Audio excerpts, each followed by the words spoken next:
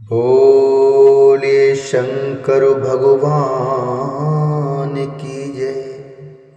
श्री गणेश भगवान की जय। भगवती मैया की जय। श्री शिव महापुराण के अंतर्गत उमा संहिता जो कि पंचम संहिता है और इसके अध्याय 50 में आज हम प्रवेश करेंगे, जिसमें वर्णन है 10 महाविद्याओं की उत्पत्ति तथा देवी की दुर्गा, शताक्षी, शाकंभरी और भ्रामरी आदि नामों के पढ़ने का कार्य। मुनिगण बोले, हे महाप्राज्ञ, श्रोतु कामा वयम सर्वे दुर्गा चरितं नवहं। श्रोतु कामा वयं सर्वे दुर्गा चरितं नवहं। अपरं च महाप्राज्ञे तत्त्वं वर्णय नो अद्भुतं। तत्त्वं वर्णय नो अद्भुतं। मुनिगण बोले, हे महाप्राज्ञ, हम लोग दुर्गा के चरित्र को निरंतर सुनना चाहते हैं, अतः आप हम लोगों से दूसरे अद्भुत लीला तत्व का वर्णन कीजिए। समस्त अर्थों को जानने वालों में श्रेष्ठ हैं सूत जी। आपको अर्थात आपकी मुखारबिंद से निकलती हुई अमृत के समान अनेक कथाओं को सुनते हुए हम लोगों का मन तृप्त नहीं होता। सूत जी बोले, दुर्गमः प्रथितो नाम्ना। दुर्गमः प्रथितो नाम्ना रुरुपुत्रो महाबलः। ब्राह्मणो वरदानेन चतस्थो अलभत श्रुति। चतस्थो अलभत श्रुति। देवाजेय बलं चापि संप्राप्य जगति तले। देवाजेयं बलं चापि संप्राप्य जगति तले। करो देश में बहुत्पाते देवी देवाशिकं करे। करो देश में बहुत्पातान् देवी देवाशिकं करे। सूत जी बोले, पूर्व काल में रुरु के दुर्गम नाम से विख्यात महाबली पुत्र ने ब्रह्मदेव के वरदान से चारों वेदों को प्राप्त किया। पूर्व काल में रुरु के दुर्गम नाम से विख्यात महाबली पुत्र ने ब्रह्मदेव के वरदान से चारों वेदों को प्राप्त किया। वह देवगणों से भी अजय बल प्राप्त कर पृथ्वी तल पर बहुत उपद्रव करने लगा, जिससे स्वर्ग में देवता भी कांप उठे। उस समय वेदों के नष्ट हो जाने से सारी क्रियाएं नष्ट हो गई और देवताओं सहित ब्राह्मण दुराचारी हो गए।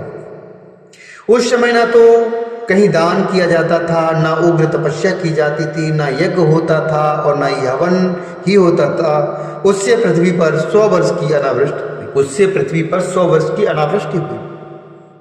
तीनों लोगों में हाहाकार होने लगा। सभी लोग भूख प्यास से पीड़ित होकर अत्यंत दुखी हो गए। सभी नदियां, समुद्र, बावली, कूप, सरोवर जल विहीन हो गए तथा सूख गए और वृक्ष तथा लताएं भी सूख गई। तब दीन चित्त वाली प्रजाओं की महान विपत्ति देखकर देवता योग माया महेश्वरी की शरण में गए। देवगण बोले, हे महामाई, आप अपनी समस्त प्रजाओं की रक्षा करें और अपने क्रोध को दूर करें, अन्यथा सभी लोग अवश्य नष्ट हो जाएंगे। हे कृपा सिंधु, हे दीन बंधु, जिस प्रकार आपने दैत्य शुंभ, महाबलशाली निशुंभ, धूम्राक्ष, चंड, मुंड, महाबली, रक्त बीज, मधु, कैटभ तथा महिषासुर का वध किया था, उसी प्रकार शीघ्र इसका भी वध कीजिए। इसका भी वध कीजिए। बालकों से तो अपराध पद पद पर होता है। बालकों से तो अपराध पद पद पर होता है, केवल माता के अतिरिक्त लोक में उसे कौन सह सकता है। हे देवी, जब जब देवगणों और ब्राह्मणों को दुख हुआ, तब तब आपने अवतार लेकर उन लोगों को सुखी बनाया। उन देवताओं के इस दीन वचन को सुनकर कृपामयी भगवती ने उस समय अनंत नेत्रों वाला अपना एक स्वरूप दिखाया। वे प्रसन्न मुख कमल वाली थीं और चारों हाथों में धनुष, बाण, कमल तथा नाना प्रकार के फल मूल धारण की हुई थी। तदंतर प्रजाओं को दुखी देखकर करुणा भरे नेत्रों वाली वे व्याकुल होकर लगातार 9 दिन एवं 9 रात्रि तक रोती रही। उस समय वे नेत्रों से हजारों जलधाराएं बहाने लगी। उन धाराओं से सभी लोग तथा समस्त औषधियां तृप्त हो गईं। समुद्र एवं नदियां अगाध जल से भरपूर हो गईं और पृथ्वी तल पर शाक तथा फल मूल उगने लगे। भगवती शुद्ध हृदय वाले महात्मा पुरुषों को अपने हाथों में रखे हुए फल बांटने लगी। उन्होंने गौओं के लिए सुस्वाद तृण और दूसरे प्राणियों के लिए यथा योग्य भोज्य वस्तुओं को प्रस्तुत किया। इस प्रकार ब्राह्मण, देवता और मनुष्यों सहित सभी संतुष्ट हो गए। तब उन देवी ने कहा, अब मैं आप लोगों का कौन सा कार्य करूं? तब सभी देवताओं ने मिलकर, हे देवी, आपने सब लोगों को संतुष्ट कर दिया। अब कृपा कर दुर्गम द्वारा हरण किए गए वेदों को हमें उपलब्ध कराइए। तब देवी ने ऐसा ही होगा कहकर पुनः उनसे कहा कि अब आप लोग अपने घर जाइए, मैं शीघ्र ही आप लोगों को वेद प्रदान करूंगी। इसके बाद प्रसन्न हुए देवता लोग जगत को उत्पन्न करने वाली तथा विकसित नीलकमल के समान नेत्रों वाली देवी को प्रणाम कर अपने अपने स्थान को चले गए। तब स्वर्ग, भूलोक तथा अंतरिक्ष में कोलाहल मच गया। उसे सुनकर दुर्गम ने चारों ओर से अमरावतीपुरी को घेर लिया। इसके बाद शिवा पार्वती देवताओं की रक्षा के लिए पुरी के चारों ओर तेजोमय मंडल का निर्माण कर स्वयं उस घेरे से बाहर आ गई। तब देवी और दैत्य दोनों के बीच संग्राम छिड़ गया। दोनों पक्षों से कवचों को काटने वाले तीक्ष्ण बाणों की वर्षा होने लगी। इसी बीच उनके शरीर से काली, तारा, छिन्नमस्ता, श्री विद्या, भुवनेश्वरी, भैरवी, बगला, धूम्रा, त्रिपुर सुंदरी तथा मातंगी, ये मनोहर रूप वाली 10 महाविद्याएं शस्त्रयुक्त प्रकट हो गई। उसके बाद दिव्य मूर्ति वाले असंख्य मातृकाएं प्रकट हुई। वे सब चंद्रलेखा को धारण किए थी तथा विद्युत के समान कांति वाली थी। तब मातृगणों के साथ उस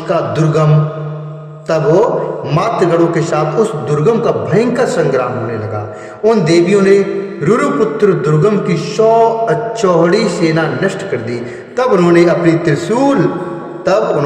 अपने त्रिशूल की धार से उस दैत्य पर प्रहार किया और वह उखड़े हुए मूल वाले वृक्ष के समान पृथ्वी पर गिर पड़ा। इस प्रकार दुर्गम नामक असुर को मारकर उससे चारों वेदों को लेकर ईश्वरी ने देवताओं को दे दिया। देवता बोले, हे अम्बिके, हम लोगों के लिए आपने अनंत नेत्रों वाला स्वरूप धारण किया तथा मुनि लोग आपको शताक्षी कहेंगे। आपने हम लोगों के लिए अनंत नेत्रों वाला स्वरूप धारण किया तथा मुनि लोग आपको शताक्षी कहेंगे। आपने अपनी देह से उत्पन्न शाकों द्वारा लोगों का भरण पोषण किया अतः आपका शाकंभरी यह नाम विख्यात होगा। हे शिवे, आपने दुर्गम नामक महादैत्य का वध किया है, इसलिए मानव और कल्याणमयी भगवती को दुर्गा कहेंगे। आपने दुर्गम नामक महादैत्य का वध किया है, इसलिए मानव आप कल्याणमयी भगवती को दुर्गा कहेंगे। हे योग निद्रे, आपको नमस्कार। हे महाबले, आपको नमस्कार। हे ज्ञान प्रदे, आपको नमस्कार है। आप विश्व माता को बार बार नमस्कार है। जिन परमेश्वरी का ज्ञान तत्त्वमसि आदि वाक्यों से होता है, उन अनंत कोटि ब्रह्मांड नायिका को बार बार नमस्कार। हे माता, आपके प्रभाव को न जानने वाले हम लोग वाणी, मन और शरीर से दुष्प्राप्य तथा सूर्य, चंद्रमा एवं अग्नि रूपी तीनों अर्थात 3 नेत्रों वाली आपकी स्तुति नहीं कर सकते। हे माता, आपके प्रभाव को न जानने वाले हम लोग वाणी, मन और शरीर से दुष्प्राप्त तथा सूर्य, चंद्रमा एवं अग्नि रूपी 3 नेत्रों वाली आपकी स्तुति नहीं कर सकते हैं। हम जैसे देवगणों को देखकर सुरेश्वरी माता शताक्षी के बिना कौन इस प्रकार की दया कर सकता है। अब आप इस प्रकार का यत्न करें कि बाधाओं से निरंतर त्रिलोकी पराभूत न हो सके और हमारे शत्रुओं का नाश हो। देवी बोली, हे देवगणों, जिस प्रकार आप अपने बछड़ों को देखकर गाय शीघ्रता से व्यग्र हो दौड़ती हैं, उसी प्रकार मैं भी आप लोगों को देखकर व्यग्र होकर दौड़ पड़ती हूँ। मैं आप लोगों को संतान के समान देखती रहती हूँ, किंतु जब नहीं देख पाती तो मेरा एक एक क्षण युग के समान बीतता है। मैं आप लोगों के लिए अपने प्राणों को भी न्यौछावर कर सकती हूँ। आप लोगों की विपत्तियों को दूर करने वाली मेरे रहते आप भक्तों को किसी प्रकार की चिंता नहीं करनी चाहिए। जिस प्रकार मैंने पूर्व समय में दैत्यों का वध किया था, उसी प्रकार आगे भी असुरों का वध करूंगी, इसमें संशय नहीं करना चाहिए। यह मैं सत्य सत्य कहती हूँ। जब दूसरे शुंभ एवं निशुंभ नामक दैत्य उत्पन्न होंगे, तब यशोमयी मैं नंद भार्या यशोदा के गर्भ से योनिज रूप ग्रहण कर गोपों के गोकुल में अवतरित होंगी और उन दोनों का वध करूंगी। तब लोग मुझे नंद जा कहेंगे। मैं भ्रमर का रूप धारण कर अरुण नामक दैत्य का वध करूंगी। अतः मानव लोक में मुझे भ्रामरी इस नाम से पुकारेंगे। पुनः जब मैं भीम अर्थात भयंकर रूप धारण कर राक्षसों का भक्षण करूंगी, तब मेरा भीमा देवी यह नाम विख्यात होगा। इस प्रकार जब जब पृथ्वी पर दैत्यों के द्वारा बाधा उत्पन्न होगी, तब तब मैं अवतार लेकर निसंदेह कल्याण करूंगी। जो देवी शताक्षी कही गई हैं, वे ही शाकंभरी और वे ही दुर्गा भी कहलाती हैं। इन तीनों नामों द्वारा एक ही सत्ता का प्रतिपादन होता है। भूलोक में शताक्षी के समान कोई दयालु देवता नहीं है, जिन्होंने प्रजाओं को संतप्त देखकर निरंतर 9 दिनों तक रुदन किया। न शताक्षी क्षमा काचिद् दयालुर्भुवि देवता, न शताक्षी क्षमा काचिद् दयालुर्भुवि देवता, दृष्ट्वा रुदोत्पृत प्रजास्तप्ता यनवाहं महेश्वरी। इति श्री शिव महापुराणे पंचम्यां शताक्षे देवतार वर्णनम नाम 500तमोऽध्याय। इस प्रकार श्री शिव महापुराण के अंदर 5वां संहिता में शताक्षदेवतार वर्णन नामक 50वां अध्याय पूर्ण हुआ। बोली शंकर भगवान की जय, दुर्गा मैया की जय।